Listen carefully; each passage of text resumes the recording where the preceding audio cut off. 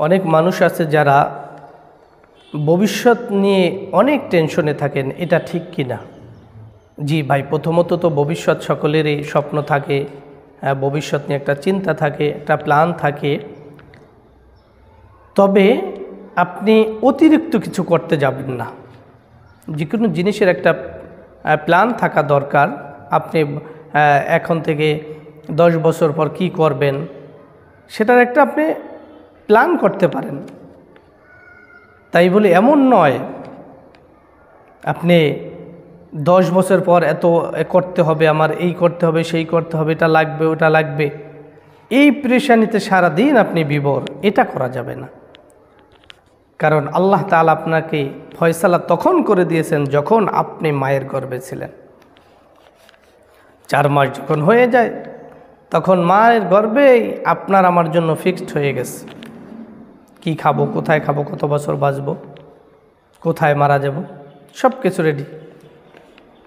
তো ভবিষ্যৎ নিয়ে আপনি প্ল্যান করতে পারেন। অতিরিক্ত চাপ, সারা দিন খালি পেরেশানি, আমি ভবিষ্যতে এটা করবো, এটা করবো, এটা না। আপনি আপনার কাজ চালিয়ে যান, 5 ওয়াক্ত নামাজ পড়েন, আল্লাহর হুকুমের উপরে থাকেন।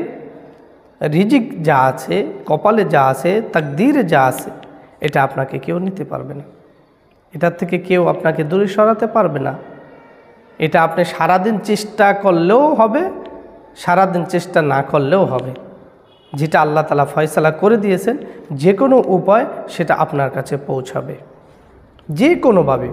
আর যেটা আপনার ভাগ্যে লেখে নেয়, আপনার তাকদীরে লেখে নেয়, সেটা সারাদিন ওটা নিয়ে পেরেশানি, চিন্তা, চেতনা করলে কোনো লাভ হবে না। সারা জীবন আপনি পেরেশানি এবং চিন্তা নিয়েই কাটিয়ে যাবেন, কোনো লাভ হবে না। এজন্য টেনশন তো কখনোই করা উচিত নয়, নিজের জন্য শারীরিক খুবই ক্ষতিকর। ভবিষ্যতে যা হবার তো ইনশাআল্লাহ সেটা হবে। আপনার যতটুকু আল্লাহর হুকুমের মধ্য দিয়ে চিন্তা করা যায় যে আমার এই প্ল্যানে এই আছে, যদি আল্লাহ কবুল করে, বাস এতটুকু। এই জন্য আসুন ভাই, সারাদিন পেরেশানি করে কোনো লাভ হবে না, সারাদিন চিন্তা করে ভবিষ্যতের কোনো লাভ হবে না। যতটুকু আসে যেভাবে হোক আপনার কাছে আল্লাহ তাআলা পৌঁছে দেবেন। আল্লাহ তাআলার হুকুম কেউ লঙ্ঘন করে, ব্যবসা প্রতিষ্ঠান করে, ঘর বাড়ি করে কেউ শান্তিতে থাকতে পারে না। পৃথিবীতে কোনো ইতিহাস নেই।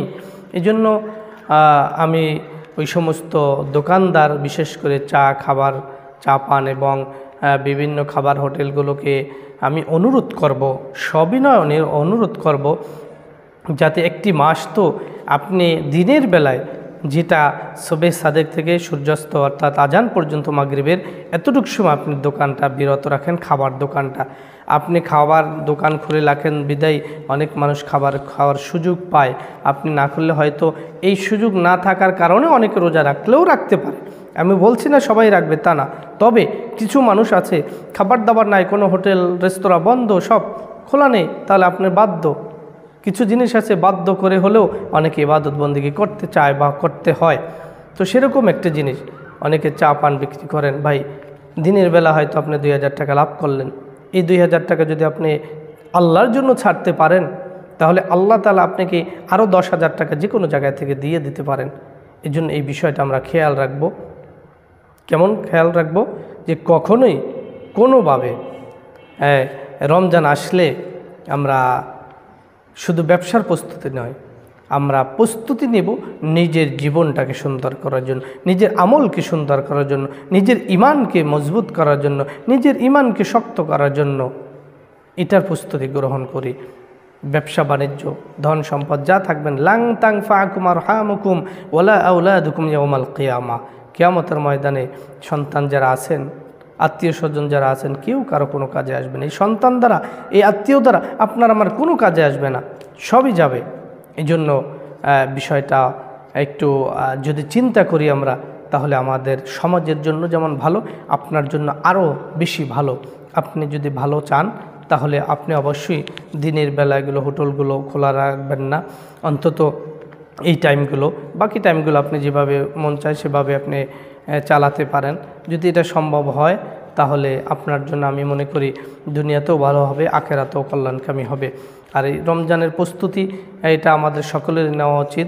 একটি মাস আমাদের মাঝে আসবে, এই মাসটাকে কিভাবে গ্রহণ করা যায়, কিভাবে যত্ন করা যায়, সম্মান করা যায়, মর্যাদা দেওয়া যায়, সকলের ভিতরেই চিন্তা চেতনা থাকা উচিত।